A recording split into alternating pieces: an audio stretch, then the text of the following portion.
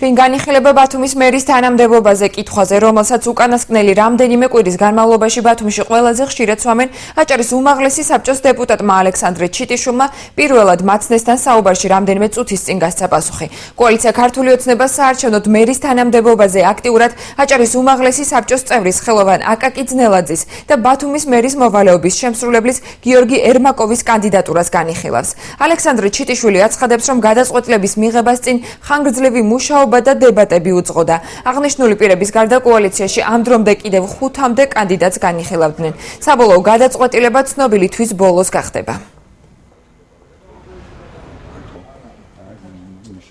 პირველად ბათუმის ისტორიაში გვეყოლება არჩეული მერი. ახლა მერი არჩეული იყინება, ამიტომ ის არ უნდა იყოს ერთპიროვნულად დანიშნული თუნდაც პრემიერის, თუნდაც ჩვენს მიერ.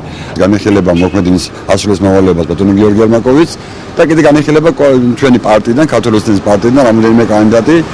ეს განხილვები ალბათ 26-ში გამოაქვეყნებენ გვარს, ვინც იქნება ჩვენი წარმომადგენელი ბათუმში. ერთ-ერთი კანდიდატური განიხილება ბატონი აკაკი ძნელაძის, ქალაქის მაჟორიტარი.